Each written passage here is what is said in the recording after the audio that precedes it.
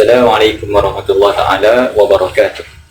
Okey, alhamdulillah, syukur kita kepada ilahi kerana dapat melaksanakan kelas pada petang ini. Okey, alhamdulillah.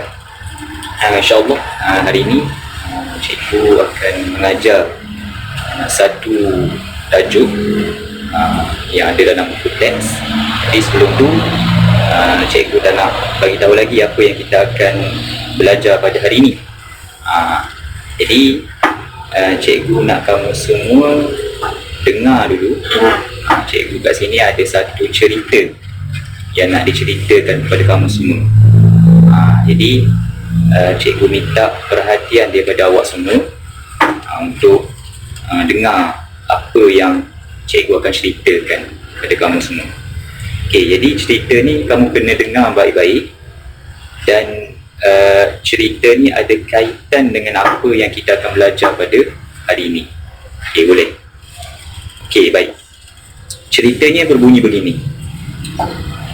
Pada suatu hari, Ahmad ingin ke kedai. Ahmad pergi ke kedai. Dia mengayuh basikal. Dia pergi ke kedai dengan basikal. Jadi ketika sampai di kedai, Ahmad ditembak di dahi dengan pembaca suhu. Lupa. Sekarang ni kan kena ikut SOP. Suhu Ahmad stabil. Maksudnya bila stabil, alhamdulillah Ahmad boleh masuk ke dalam kedai tersebut. Setelah membeli barang di kedai, sebelum Ahmad keluar, Ahmad menggunakan hand sanitizer dan menyapunya pada bahagian tapak tangan. Okey, Ahmad berjalan ke tempat letak basikal. Tiba-tiba kaki Ahmad terpijak duri. Aduh, sakitnya. Apalah nasib aku ini. Boleh pula terpijak duri dekat sini. Okey, Ahmad mengayuh basikal dengan laju untuk pulang ke rumah. Di sekolah terakhir, di selekoh terakhir, sebelum sampai ke rumah, balang tidak berbau. Bagai jatuh di tipa tangga, Ahmad terjatuh. Lututnya terseret dan berdarah. Ahmad bangun perlahan-lahan dan berjalan pulang ke rumah sambil menangis. Okey. Jadi berdasarkan cerita yang cikgu cerita tu, apa yang awak semua boleh agak tajuk yang hendak kita belajar pada hari ini? Okey, cikgu ulang balik sekali imbas poin-poin penting yang terdapat dalam cerita ni. Okey, dia suatu hari Ahmad ni pergi ke kedai. Lepas tu dia mengayuh basikal pergi ke kedai tersebut. Lepas tu sebelum dia masuk ke kedai tu, sekarang ni kena ikut SOP. Jadi kena tembak dengan menembak suhu tu kan. Jadi dia tembak di bahagian dahi. Anggota yang terlibat pada ketika itu adalah anggota dahi. Okey, lepas tu bila dia masuk ke kedai, cari barang, beli barang apa semua tu, dia keluar, dia guna hand sanitizer. Lepas tu disapu dekat bahagian tapak tangan.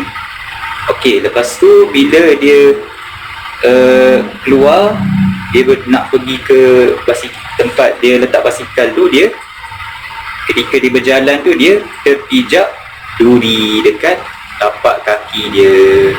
Dekat bahagian kaki. Anggota yang terlibat adalah kaki. Okey, last sekali bila dia nak sampai ke rumah tu, di selekoh terakhir, tiba-tiba dia terjatuh. Basikalnya terjatuh, terseret, lututnya terseret bahagian lutut.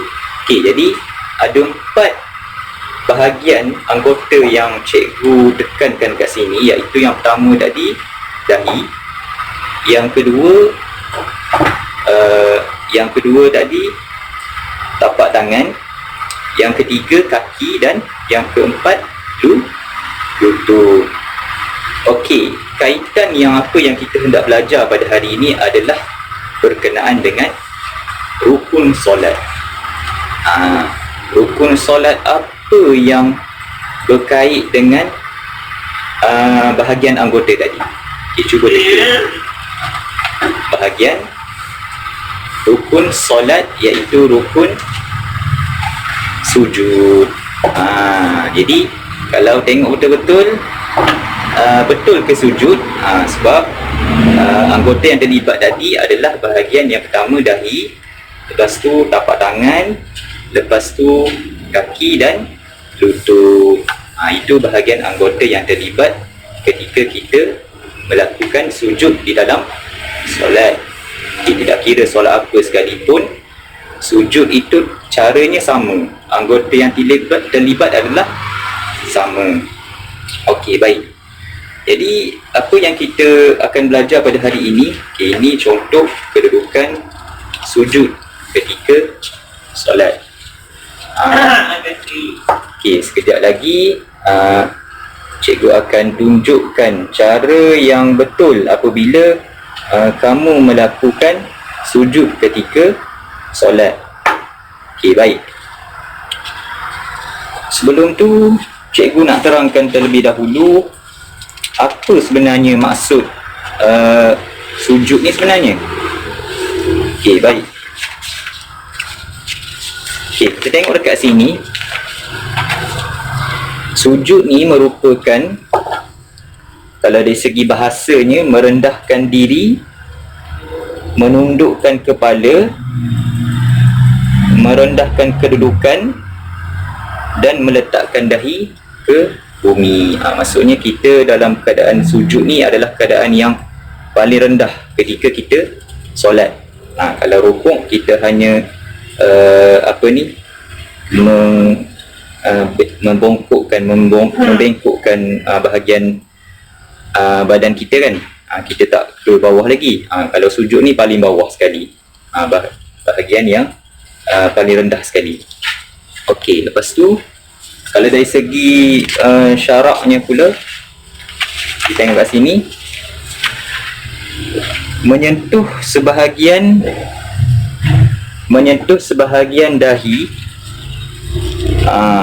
seorang yang sembahyang itu ke atas tempat sujud. Sama ada ke atas tempat sujud itu tanah ataupun selainnya. Maksudnya kalau kita solat, kita akan hamparkan sejadah lah. Kalau tak ada sejadah tu, kita kena cari pelapik menggunakan daun ataupun benda yang boleh kita lapik lah, asalkan benda tu suci. Dan apa yang kita boleh buat dekat sini, kalau ada sejadah, kita boleh guna sejadah tu lah. Maka apabila kita sujud, kita letakkan sebahagian dahi. Maksudnya bahagian dahi kita ni penting lah. Bila kita sujud tu, dahi yang memainkan peranan.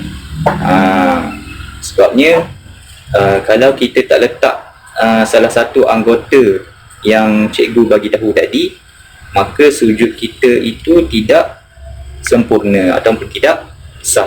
Jadi kalau kita tidak sempurna dari segi sujud, maka salah satu rukun yang kita sepatutnya buat, kita tak buat, tak sah. Jadi maka solat kita pun tak sah. Jadi itu pentingnya apabila kita melakukan sujud. Boleh? Okey, baik. Itu berkenaan dengan sujud. Okey. Lepas tu mari kita tengok pula bahagian anggota yang terlibat ketika melakukan sujud. Seperti yang boleh anda lihat, terdapat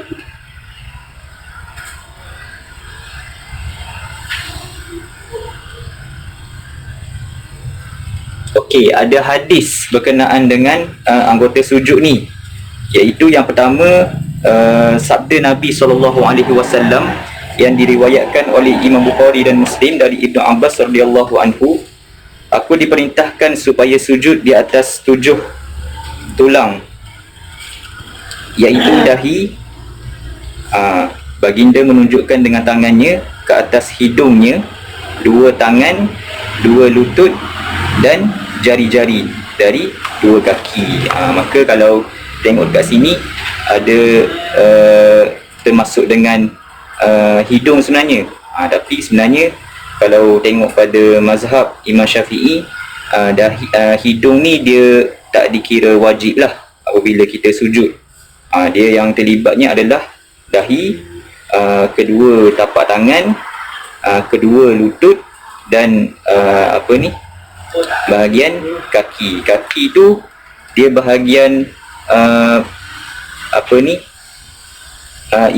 jari tu dia perlu menghadapkan ke arah kiblat. Maksudnya sebahagian perut kaki tu kita akan tekankan. Kalau tak semua pun tak apa, kita sebahagian daripada perut kaki. Maksudnya jari tu dia kena menghadap ke arah ke depan lah, ke arah kiblat. Sama juga dengan tangan. Tangan pun jari kita ni kita akan menghadap ke arah kiblat. Bukan ke tepi macam tu kan, tak. Dia akan ke arah hadapan. Okey, boleh. Okey, baik. Okey, jadi sekarang cikgu nak tunjukkan cara yang betul, iaitu cara yang sebenar, cara yang Nabi Muhammad buat ketika dia lakukan sujud. Okey, baik. Kita akan tengok dekat sini satu sejadah yang cikgu reka khas untuk murid-murid belajar cara sujud yang betul. Okey, kita boleh tengok dekat sini ada satu sejadah. Okey, cikgu akan tunjukkan dekat sini.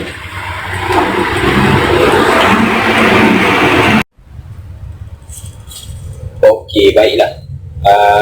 Sekarang cikgu akan tunjukkan cara untuk melakukan sujud yang betul mengikut cara Nabi Muhammad SAW sujud ketika dalam solat.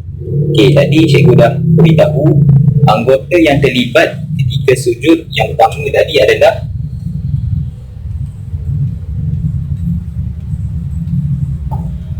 dahi. Yang pertama adalah dahi. Okey, yang kedua adalah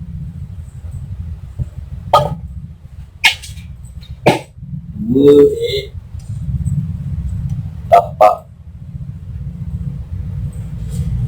tangan. Harap nampaklah apa yang cikgu tulis ni. Yang ketiga adalah dua lutut. Okey, dan yang keempat adalah dua kaki. Maksudnya dua ni dah bahagian jari dengan sebahagian perut kaki. Okey, boleh. Okey, maka kat sini kalau dapat lihat, yang pertama adalah dahi, yang kedua dua tapak tangan, bukan satu, yang ketiga dua lutut, bukan satu juga, dan dua kaki, bukan satu kaki. Kalau ada satu kaki tu lain cerita lah. Yang ni kalau yang sempurna, kena letak kedua-dua tapak tangan, kedua-dua lutut dan kedua-dua kaki. Okey, boleh. Okey, sekarang ni kita akan tengok sejadah yang cikgu buat untuk kamu praktiskan cara sujud yang betul. Okey.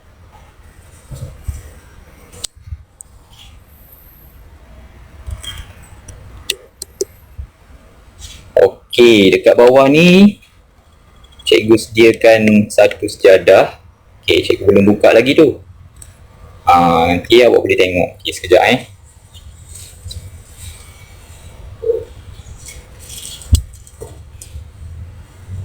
Okey, baik. Kat sini awak boleh tengok yang dekat bahagian bawah sekali ni tempat letak kaki, kan? Tempat letak kaki. Dia bukan bahagian sumur tapak kaki lah. Bila kita sujud kan, kita akan lipatkan macam tu kan. Maksudnya jari tu kena bengkokkan semua, dan dia kena sikit lah bahagian perut tapak kaki. Kalau awak tengok tapak kaki tu dekat bahagian perut tu, dia kena sikit. Okay, lepas tu yang bahagian bulat ni pula adalah tempat letak lutut. Lutut. Lepas tu naik atas sikit, kita akan letak tangan.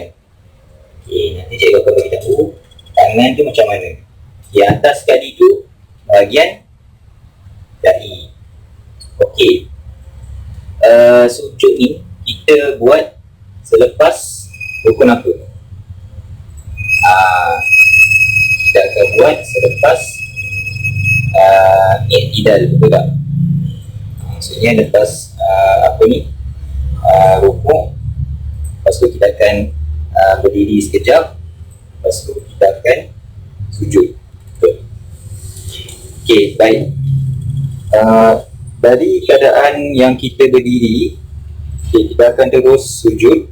Apa yang akan jatuh dulu? Apa yang kita akan letak dulu? Yang pertama adalah bahagian kedua lutut terlebih dahulu. Kita akan letak lutut terlebih dahulu. Kemudian barulah kita akan letak tangan. Ini cara yang betul ketika nak melakukan sujud. Kita akan letak kedua tapak tangan kita di atas sejadah, dan kemudian kita akan letakkan dahi ke tempat kita sujud.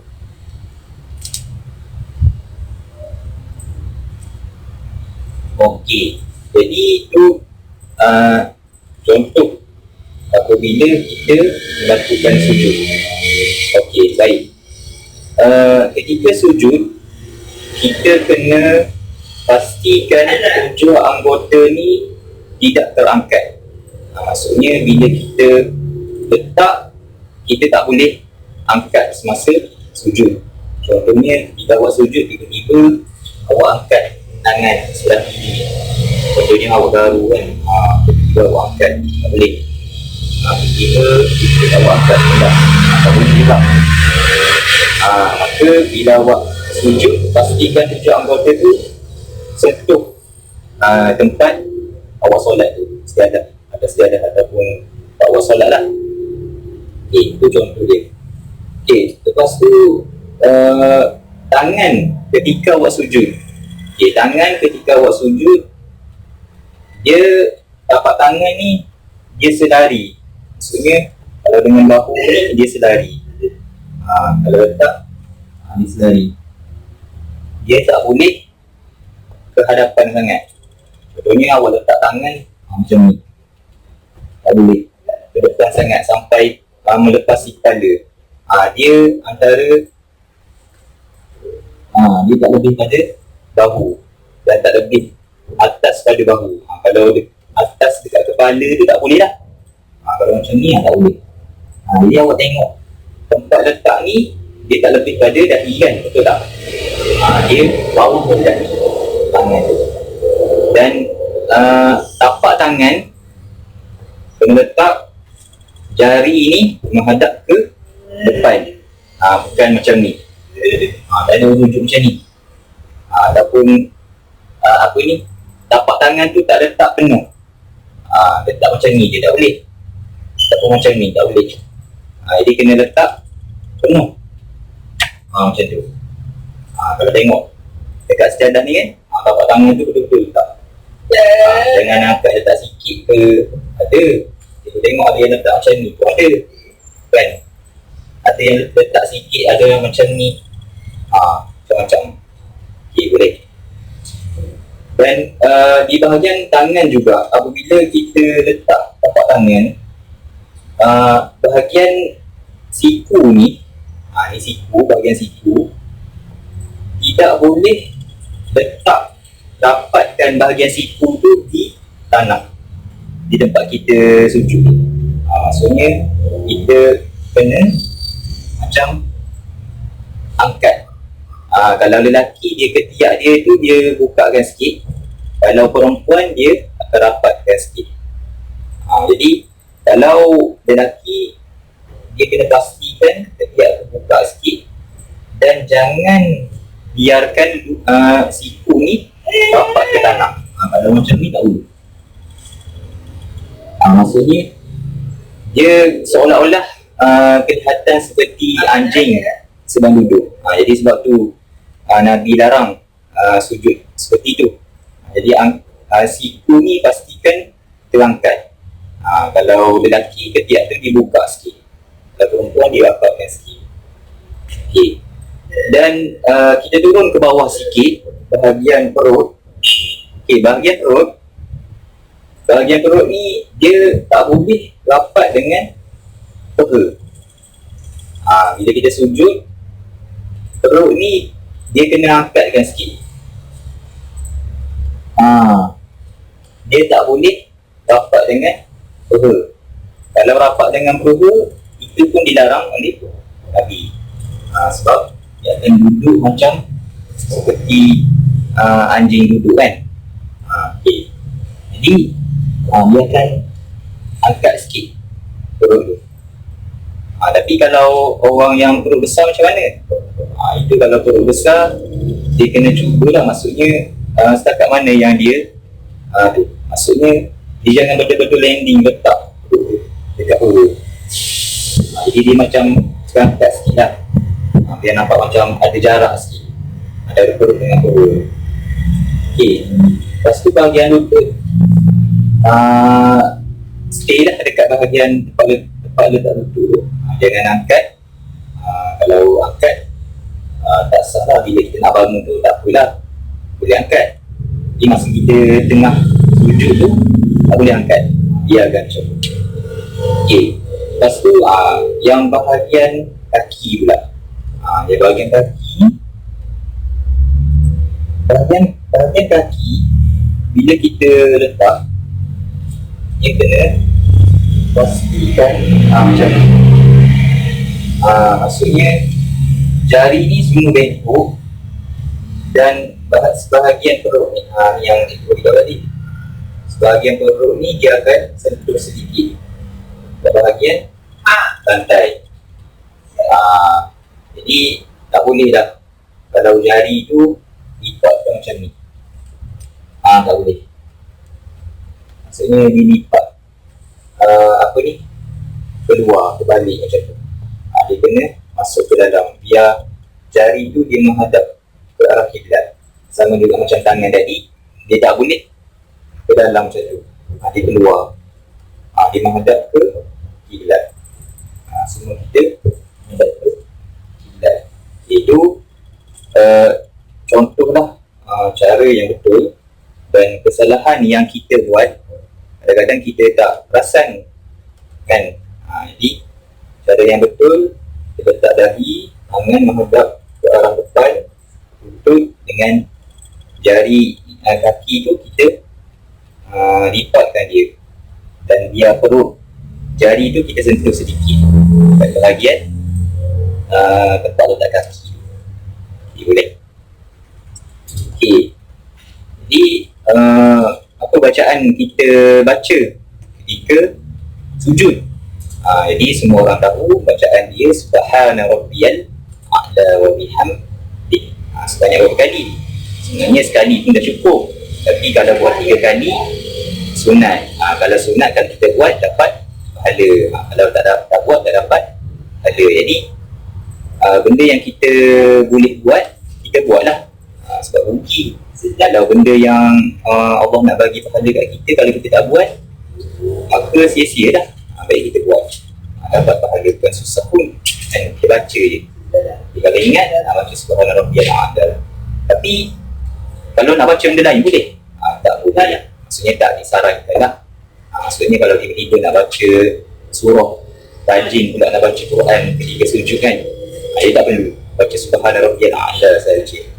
Boleh?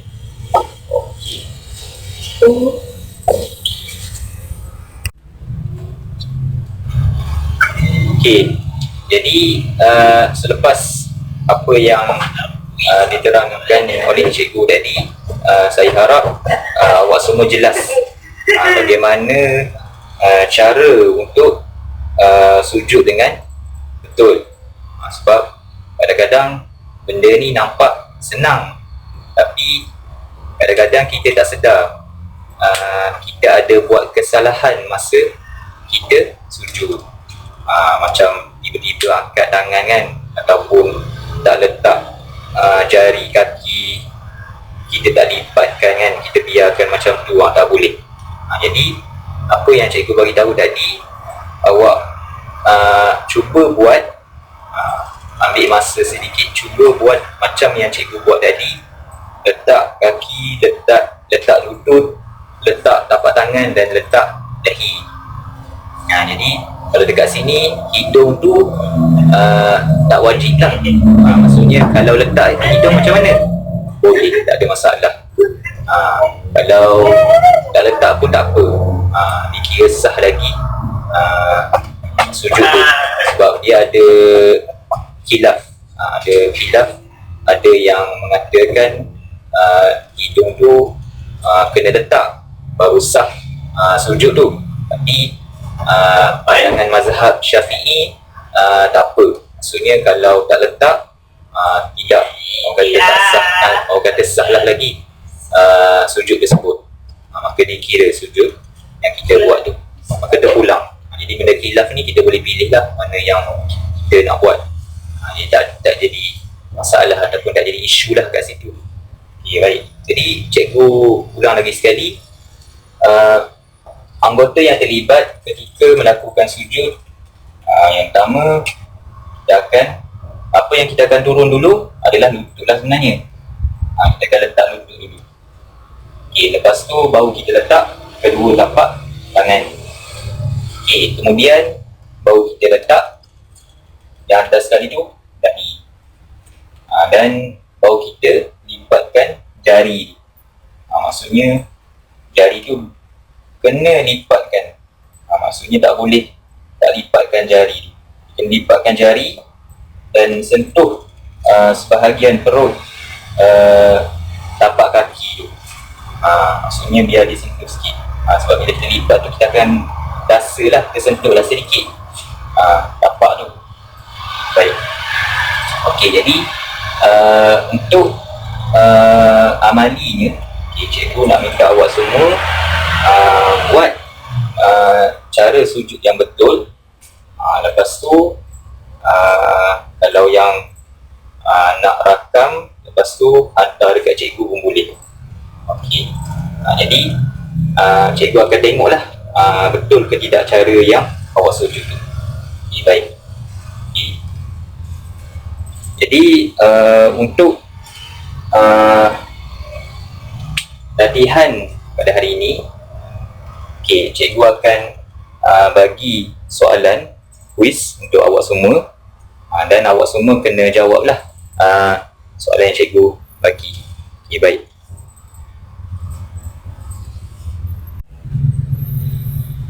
Okey, baik.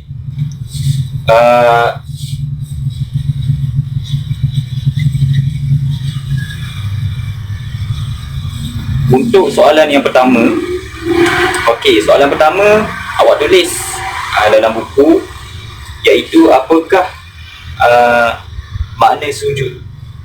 Apa makna sujud? Makna sujud dari segi bahasa dan syarak. Dia ada cikgu bagi tahu kan, dari segi bahasa dan syarak. Okey. Lepas tu yang kedua, adakah sujud dikira dalam rukun solat? Yang kedua, adakah sujud dikira dalam rukun solat? Kira ke tak kira? Okey, Yang ketiga, rukun rukun sujud. Rukun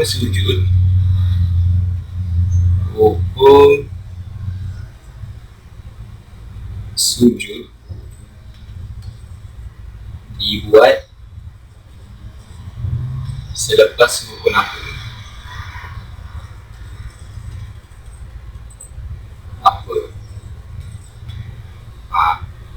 Kan? Tiba-tiba awak lupa sujud ni lepas baca Fatihah ke? Kan? Sujud ni buat selepas tahiyat ke? Jadi bawa ingat balik. Sujud ni dibuat selepas apa? Lepas tu yang ketiga, yang keempat, apakah anggota badan yang terlibat dalam sujud? Anggota badan apa? Anggota badan apa yang terlibat dalam sujud? Anggota badan apa yang terlibat dalam sujud? Lepas tu yang terakhir, jika sujud tidak sentuh hidung, adakah sujud sah?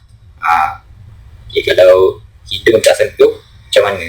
Sah ke tak sah? Adakah hidung tu tergolong dalam anggota badan yang terlibat ketika sujud? Jadi jawapan tu awak tuliskan dan awak hantar melalui WhatsApp. Boleh? Jadi apa yang penting, kita perlu sedar bahawa kita sebagai orang Islam wajib menunaikan solat, walau di mana kita berada sekalipun, walau keadaan mana kita sekalipun, sakit ke atau tidak sakit tu wajiblah memang kena solat. Ini sakit pun kena solat juga, tapi tengok keadaan lah. Kalau solat yang kita sakit tu tak boleh nak berdiri, boleh solat duduk. Kalau tak boleh duduk, kita boleh baring. Kalau tak boleh baring pun boleh solat guna mata, guna mata. Maka kat sini nak tunjukkan bahawa solat tu adalah wajib. Kerana amalan yang pertama yang akan dihisap di akhirat nanti adalah amalan solat kita. Maka kalau solat kita tu baik, maka baiklah seluruh amalan kita. Kalau kita tak jaga solat kita, maka amalan kita yang lain pun akan terjejas juga. Sebab tu ada orang cakap solat tu adalah tiang agama. Kalau kita tak solat, maka kita akan runtuhkan tiang tersebut. Kan? Kalau rumah tu tak ada tiang, maka robohlah rumah yang kita duduk tersebut. Maka solat ni adalah benda yang membimbing kita sebenarnya. Kita sebagai orang Islam, beza kita dengan orang yang bukan Islam adalah solat lah sebenarnya. Sebab orang lain sembahyang, tapi dia tak sama macam kita. Kita solat kita jaga. Berapa waktu kita solat? 5 waktu. Jadi kena cukup lah 5 waktu tersebut. Tak boleh lah buat 3 je hari ni, esok nak buat 4, lusa buat 5, bulan buat 3. Tak boleh lah. Jadi kena cukup setiap hari 5 waktu. Boleh. Jadi setakat tu untuk hari ini. InsyaAllah kita akan sambung lagi ajaran kita yang seterusnya di hari yang waktu yang lain, InsyaAllah. Assalamualaikum.